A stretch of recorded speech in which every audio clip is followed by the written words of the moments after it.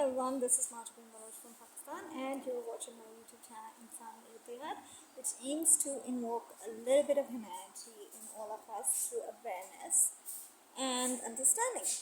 So, I wanted to talk about some really, pressing issues here in Pakistan, especially, all sort of political turmoil and the exaggerated financial, crises that, I think the entire world is actually sort of going through a bit of a meltdown.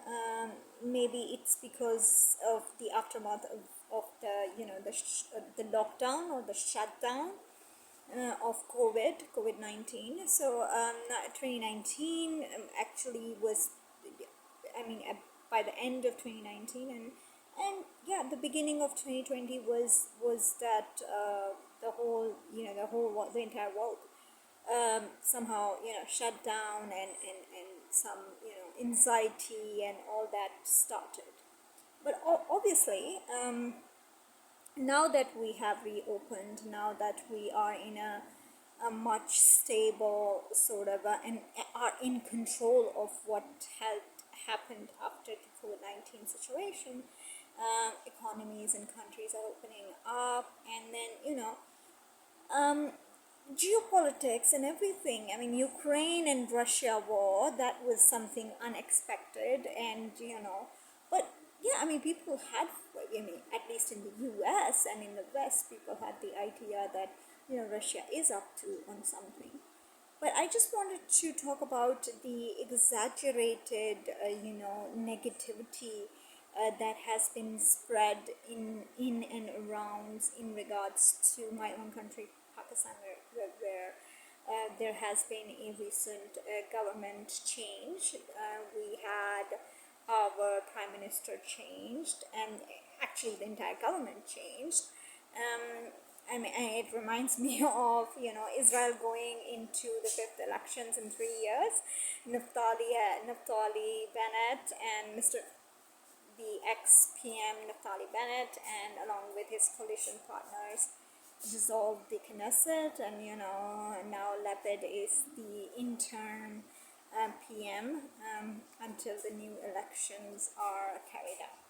So it's such a coincidence that such, I sometimes I want to make those, counter videos for Hananya Naftali, who is so pumped up by his fiance and all his, subscribers who are from, literally, if you check his subscription, I think 80 to 90% would be all the Indians either, and the ones who were like the subscription from not India, they would be diaspora India from the US or the UK. No, I'm kidding.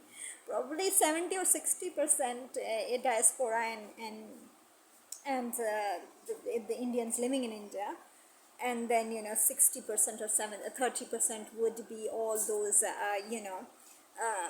people in Israel and elsewhere. But yeah, I mean, sometimes I do wish to make videos to counter Hananya Naftali and the agenda sort of provocated and promoted through him. It's such a sad thing, I actually wanted to make a separate video in regards to it, and I will. But this video is in regards to people and journalists, especially on the social media, who have been propagating negative things and stupid narratives. I mean, they're showing the Pakistani people and the Pakistani subcontinent people, actually Indian people also, that Pakistan is doomed. IMF has, yes, of course, IMF has denied Pakistan loans because it has concerns that how would Pakistan repay. China is not ready to give Pakistan loans, and there is a threat, and it's a genuine threat for the bankruptcy of Pakistan. And yeah, there are financial issues, definitely, no doubt about it, and our economy, like Pakistan, which was actually in a very bad shape before COVID, after COVID, it has to be like this. crunches, price rises, shortages of either fuel or food or anything. It happens. I mean, people. And the other day, one of my professors, in the institute that I studied in, he was making fun of our, I think, trade minister. He is Hassan Iqbal, and his name is Mr. Hassan Iqbal, and he was suggesting the Pakistani nation that our import bills. Actually, he didn't explain that. He just said that we import tea. So would you mind having less tea for a while, because we're going through this financial crunch, and just avoid having too much tea because we have to import tea. And it's a very staple item, and in offices and in houses we are just so fond of tea, all sort of tea, black tea, and the tea made with milk and everything, and coffee. And we are just so much into caffeine thing, whether it's coming from tea or coffee. We're not into coffee that much, but we are into tea. But and the other my professor was making fun that I had only 1 cup of tea today. I don't know how that has impacted the state's economy in general. Well, and I told him that if, and he is an expert professor, PhD from abroad. And it was such a sad thing that we're so biased and we're so limited in our psyches to criticize our leaders, political leaders, but at times they're very, very right. If we see the import bill of Pakistan, tea is one of the top 10 items that we import every year. So if the guy is saying, just because he's a politician, and he, we all don't really like politicians because whatever, so they are, some of them, most of them are morons. But this was a very logical thing. We need to shrink our import items, and then exaggerate or enhance our export items, so the balance of trade or balance of payments are sort of matching. So it's all about how much we import into our country and how much we export. The dollar price also depends on how many products each and every Pakistani consumes, which are brought by Pakistan from abroad, or which are produced in a country locally. So I mean, this sort of financial management has been made by the new government, and I think the new government is quite sensible. Having said that, there has been steps that I'm not Imran Khan fan, but there had been few steps that Imran Khan had made were actually very good. But he going to Russia, he refusing to not condemn Russia for the Ukraine war and this aggression was the main cause of his removal, and then his extremist ideology and religiosity. I mean, Pakistani people, Pakistani leadership, Pakistanis need to understand who supported us in our pursuit to freedom, who helped us in our pursuit to becoming a first Islamic nuclear state. It was the West, it was US, it was Israel, it was the EU countries who helped us got this independent country. We got this country thanks to the Britishers, like it or not. We become the first and the only Islamic state with nuclear bombs thanks to Israel and the US. It's not because Russia gave us centrifuges and allowed us to import uranium or whatever, and then enhance uranium. No, our dams, our agricultural, the canal system, everything that is given to us and designed by the West, EU and US. They have supported us. The US and the EU has given our children scholarships. They have allowed our diaspora communities in UK, in France, and whatnot, and United States of America to live lavish lives.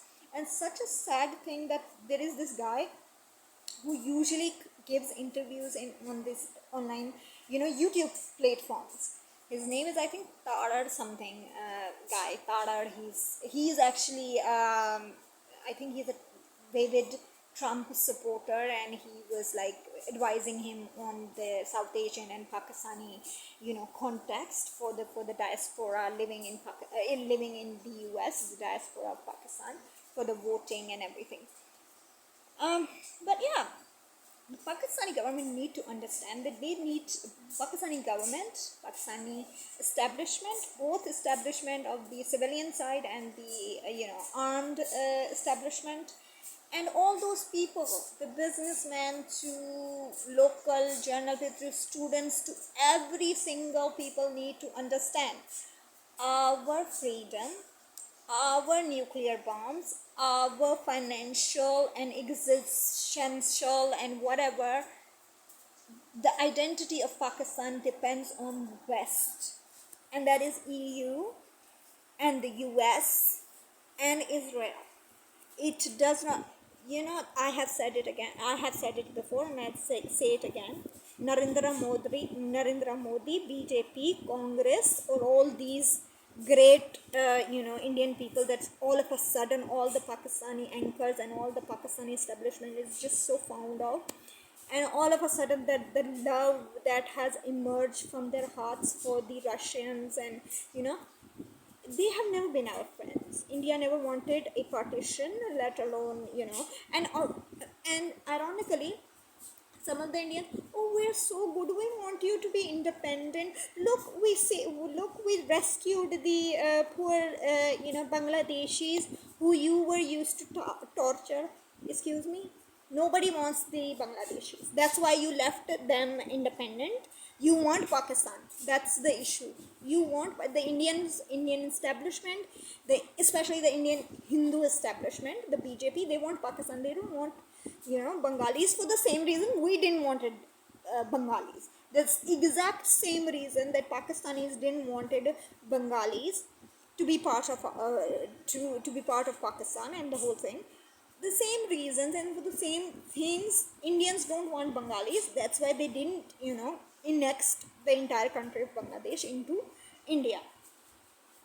And it's such a anyway, I would just talk about Hanani and Akbari in another video, but yeah, one has to understand.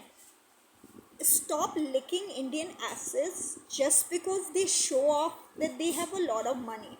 If Indians have a lot of money, why there are so many poor people there? Are we saying that there is no poverty in India? There are no poor peoples, and they are there trying to trying to tell us, oh, the Chinese are against you, they are like this, they are like this. So just wrap up CPAC and then just become our friends, and then we make a block. And now Narendra Modi is going to China. He's told the whole world that we are enemies and we're killing each other and we're this and that. And now he's going to China. And all those Chinese and Indians are making those collaborations. We are friends. Let's make a block of India, China, and Russia. Keep an eye on that. Seriously, this, the wicked mentality that they have, let's, and this Indian wicked mentality is not from now. I remember they teamed up, the Congress leaders and Subhash Chandra Bose and Gandhis and everything. They teamed up. They went to, Middle East and, collaborated and teamed up with these Arabs, and then went to and used those Germans to exterminate the Jews and, have this war go on in West. So they basically went there in Europe just because they hated the British and they couldn't fight the British on their own. They brainwashed the Germans, made them pagans, ancient European pagans, and asked them to kill all these Abrahamic, these people, kill all these Abrahamic, these Christians, these Jews, and And the other day, I think Oliver at JTV interviewed this American guy who said that, Hitler was not a Christian. He was actually pagan, an ancient European pagan. He used to quote the mythologies of Romans and Greek, mythologies and gods and whatnot. So, just because they had a vendetta against the Europe, the Indian politicians, I mean, they didn't care if an evil monster like Hitler would get us rid of the British. We don't care if the entire world goes and burns into hell, and it did. The people who suffered the most casualties after the Jewish casualties were the Russians, and Russians were their best friends from since then. And then they didn't even stop there. I mean, they became friends with the Germans and the Arabs and the Russians. So the Germans, they got humiliated in World War II thanks to the ideas of these Indians. And then they teamed up with the Russians, who used to support the anti-Israel campaigns, all those wars in 48 and 67 and all those wars, when Israel got its Israel declared, actually not got, Israel actually declared its independence on its own, because the British didn't have the balls to do that. So yeah, I mean, these three actors, the Arabs, the Russians, and these Indians, they were like in this one big camp, and and time again, Arabs were miserably humiliated on their war campaigns against Israel. And then in the end, these same Indians in the late 70s and 80s, they suggested to Russians, the USSR by then, go attack Afghanistan, and from this side onwards we will attack Pakistan, and we will become this big block of communism and this and that. They call themselves democracy, and they're siding with the two communist nations, and dreaming of this block where they would wrestle down the West and the US and EU. And the Indian diaspora in EU and the US is the most powerful. Irony of the matter is, the Indian economy, not just in the Indian economy, the Chinese economy and the Indian economy, which they proudly, we are the emerging superpowers of the world. Well, they are becoming superpower of the world, not because they sell their products in Pakistan or Afghanistan, or even the poor countries in Africa. They sell their products in EU. They sell their products in US. So they are becoming the emerging superpowers, thanks to all the West that they dream of destroying in the first place. So there has to be a limit. They humiliated Russians, their friends, in the 80s, when these Afghans kicked the asses of the Russians with the Russian Kalashnikov. I love this. That's why I love this 47 AK-47 Kalashnikov, for this very reason, that it's a Kalashnikov made by a Russian from Russia, and these people, these warlords, are just they kicked out the one of the greatest. USSR was the most powerful country in the 80s. The Cold War was such a nightmare for the West, for Europe, for US, for Israel. It was such a nightmare. They teamed up, thanks to General Ziaul Haq, and yes, we, the terrorists, the Pakistanis, the bad guys, we teamed up. We have a plan. So we will gonna tell you how to do this.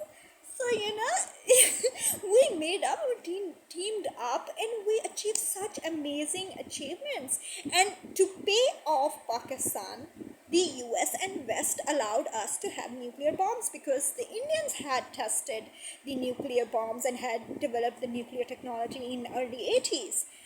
Um, so now they again fooled the poor Russians. The Indians went and there and told them, you invade Ukraine.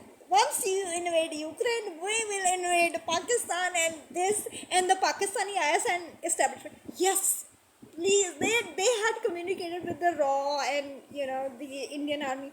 Yes, you attack war, you wage war on us, and what we will do after a week or so, we will surrender, just like we did in the Bangladeshi 1971 war. We will surrender and you will take all the Pakistan. And then they were thinking, Pakistan getting united with India, then population wise Muslims would be more than India. They all of them think in their evil heads of this, the whole evil ideas. Look at how their evil minds work.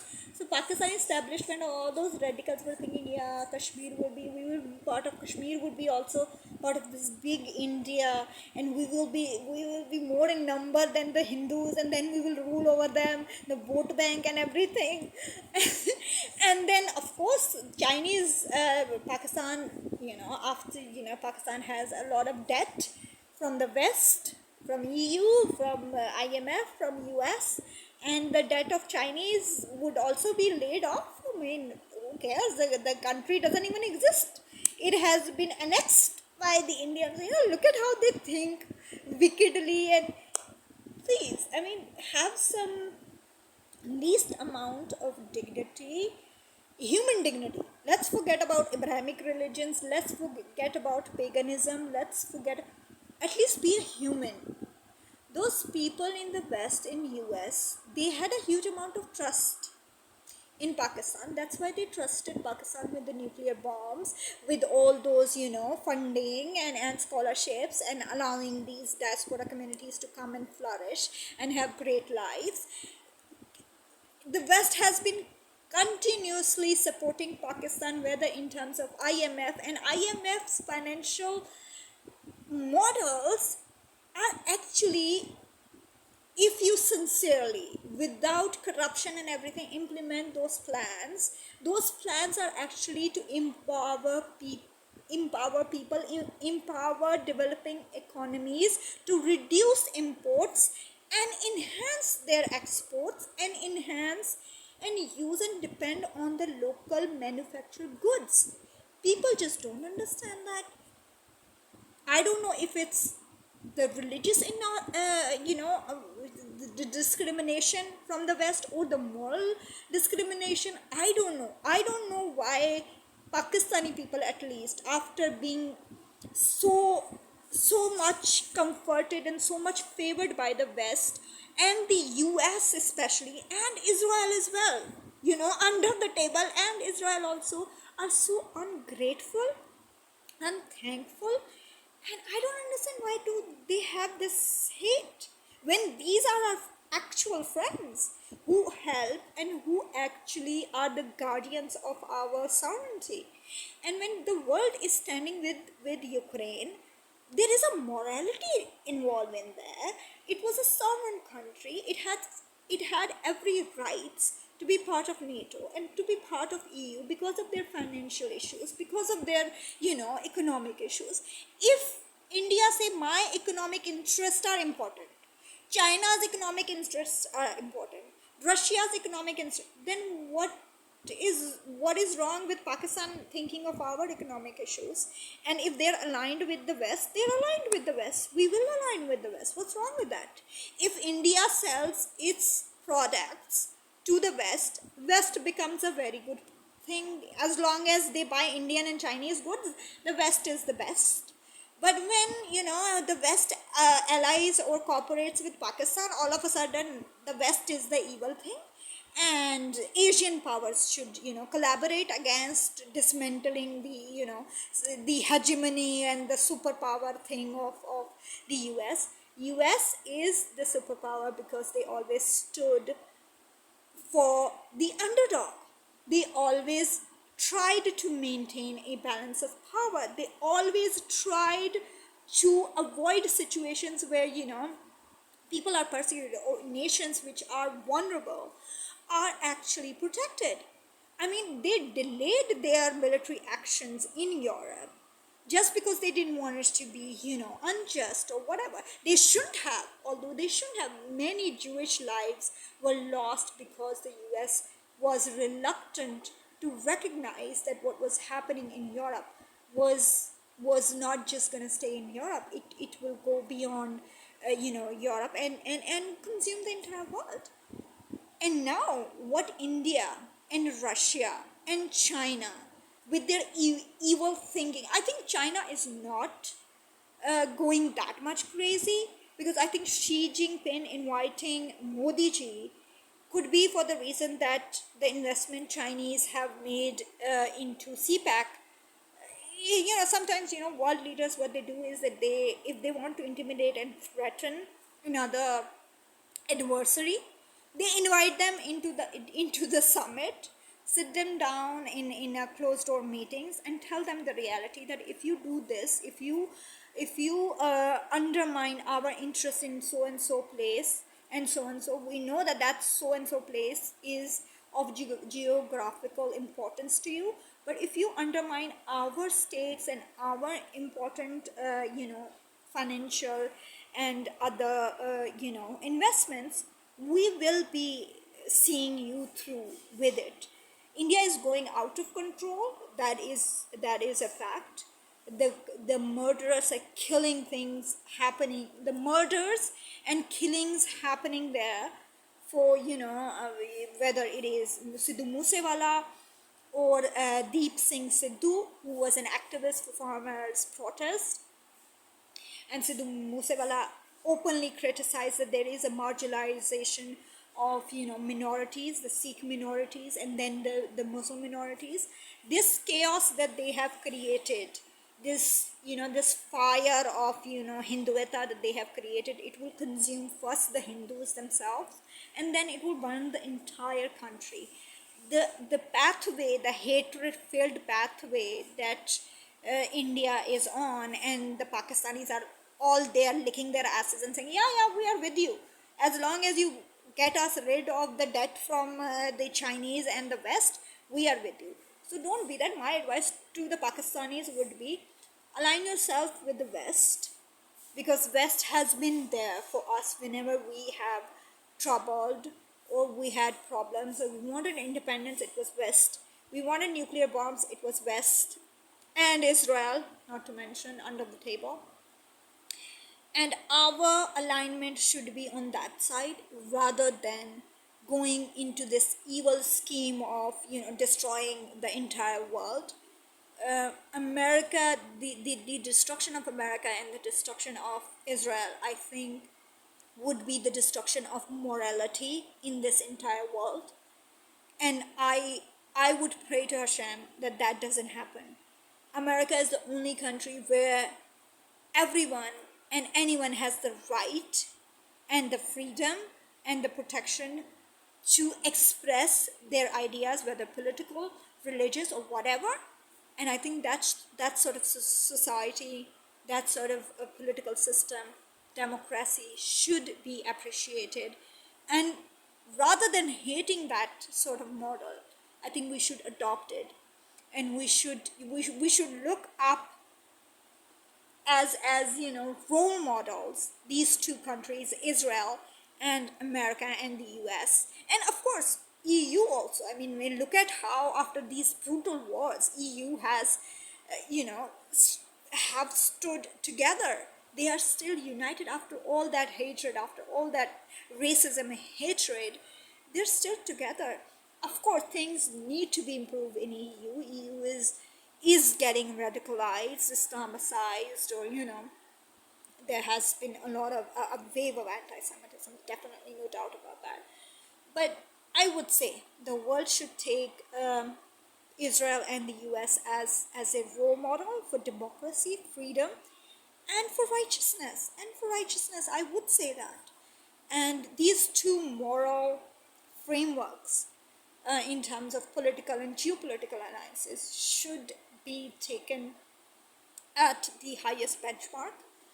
And yeah, of course, even though I'm saying this, Israel has a lot to improve and lot to do better. Same goes with us needs to do way better in their domestic arena, and also in terms of their geopolitics and everything. But yeah, so far these two countries have stood at the moral compass at a right side. And I would suggest to the world and all those policy makers, I don't know if they watch my videos or anything, but they should at least this one. Have a look, have a close look how the dynamics between India and all its allies and friends, how does that play out. Keep a close eye on South Asia, Pakistan, India. Afghanistan is irrelevant if US before exiting from that, if they would have nuked few places where Taliban had the stronghold. I feel that that was the biggest mistake. If I was someone or something, I would have definitely suggested that the strongholds of Taliban should have been nuked in Afghanistan. Yes, there is a collateral damage of people, but those kind of ideology, the Taliban ideology, that radical extremist ideology, does not have the right to exist. Whether it is Hamas, Al Qaeda, whatever, the religious extremism has no right to exist. Point. So, but anyway, America, anyway, Afghanistan is still irrelevant. But okay, give the tender of closely observing Afghanistan and whatever happens and the monitoring job to Eric Prince. He's very good at it. Empower him for and give him all that. Give him the contract of Afghanistan. Do whatever the fuck you want to do with the Afghan project. I think Eric Prince is such an amazing. Yeah, he would do the job. And yeah, but keep a close eye on Pakistan, India, Russia, China also. But I think China is a very sensible out of all these. I think the most trustworthy strategic partner for the West, especially the US, could be China. And for that, the greatest example and the living example I could give is how China have received Elon Musk, and how they have created that trade model with Elon Musk and even Jeff Bezos. I feel that China is a very strong, reliable, trustworthy ally of the West, and it should be taken very very very important strategic partner, along with Japan, of course, and all the other ASEAN countries. But keep an eye, keep a close eye to the South Asian dynamics, especially India. That's the wicked guy. I mean, I have said it before. Pakistan is a bad boy with a very bad reputation, but India is a very bad guy with a very good reputation. And I think the world should be scared of such a model, because that is a ticking bomb, and not just for the world. It's a self-destructive model. It's just like that Nazi party and all those Nazification and all that, that sort of a thing. It destroyed. What did it did in the end? Hitler stood up to destroy all the Jews and all the West and all the French and all the British. It destroyed the entire nation and entire generation of the German people. German people suffered the most out of this radical ideology. This Nazism actually destroyed Germany. The guy put a bullet in his head. He killed himself. I mean, he should have done that in the beginning, but the world has to see the craziness. But I think it's time that we need to sensibly see how geopolitics and international relations work. And I I wish that there is some sense in the Indian um, politicians in their thing. But right now it's craziness, and they would destroy not just themselves, but they would destroy the entire world. So yeah, that's what I wanted to talk about. And Pakistani people, please stop licking Indian asses and stop going into that deviation that the Pakistan will be bankrupt and this and that. Just, these are financial crunches. Be patriotic. We need to pay off our debts, whether it's the debts of the West or the debts of China. Work with China, hardworking, loyal, trustworthy people. I think CPAC is not only beneficial for China, but for Pakistan, for the entire region. They are good people. So, I mean, they're not like, our money is nothing and you take that. They're not Arab people who are intoxicated with their money and whatever. They're hardworking people. They appreciate hard work. They appreciate the value of money. And those people need to be, respected. China became China because they stood up for their nation. They built their nation on their own. And I think that deserves a lot of credit, a lot of help. They worked on their own economy. Before selling to the entire world the products that they make in their own country, they started with their own economy. The Chinese people started buying their own things.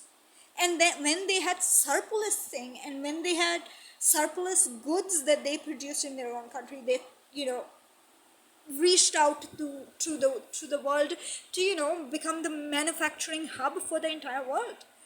So think about these things, be serious, and let's work it out. Let's make the entire world a better place for everyone. It shouldn't be a place where India is worshipped by every other person and there is this one evil person. Everybody needs to be responsible for their own thought process, their own political agendas, and evilness shouldn't be appreciated anywhere or by anyone. So thank you very much. I hope I have offended so many people, which is the intent. But yeah, think about it. Think about these real issues, and yeah, do your thing and be proactive. And comment, educate me, and enlighten me with your thoughts. I would love to hear people who disagree with me. So yeah, thank you. Take care. Have a good evening, morning, whatever is happening. Have a great life and be positive, whatever happens. Mars is not descending upon us or anything. Jupiter is not descending upon us, and and Elon Musk hopefully would have a colony established before 2050. So there is hope, and spread hope and happiness and goodness, not these negative things. So yeah, that's it. Thank you.